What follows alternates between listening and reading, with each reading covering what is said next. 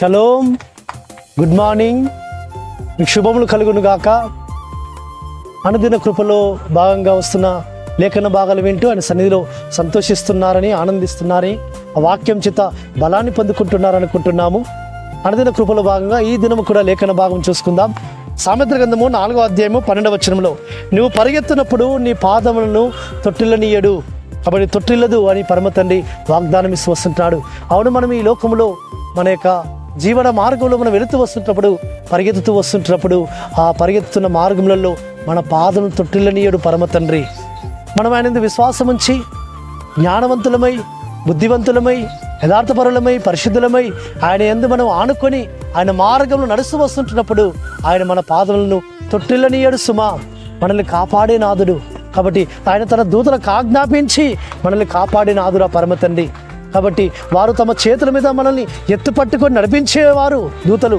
కాబట్టి ఆయన ఆజ్ఞను పొందుకొని వారు మనల్ని కాపాడడానికి నిరంతరం మనల్ని చూస్తుంటారు సుమా. కాబట్టి మన కుడిపక్క, ఎడపక్క, ముందు, వెనకాల మనకి ఏ విధమైన అపాయం తగలకుండా, ఏ అపాయము మన ఎద్దకు రానియకుండా, ఏ రాయి మనకు తగలనీయకుండా, మన పాదములకు ఏ విధమైన అపాయం రానియకుండా మనల్ని పరమ తండ్రి మనల్ని కాపాడే నాథుడు. కాబట్టి నీ పాదములను తొట్టిల్లనీయడు. అవును, ఆ పరమ తండ్రి భక్తుల పాదం తొట్టిల్లనీయడు సుమా.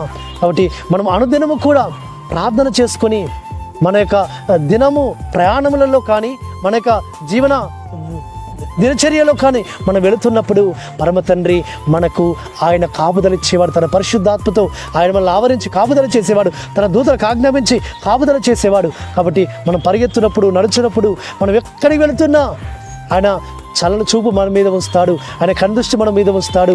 మన పాదములకు ఏ విధమైన రాయి తగలనీయకుండా, మన పాదం తొట్టిల్లనీయకుండా కాపాడే నాథుడు మన పరమ తండ్రి యెహోవా.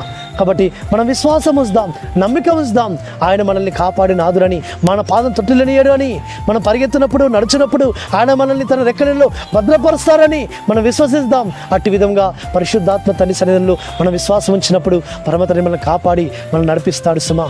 అట్టి విధమైన కృపా పరమ తండ్రి మనకు అనుగ్రహించి మనల్ని ఆయన బలపరిచి నడిపించును గాక. ప్రార్థన చేసుకుందాం.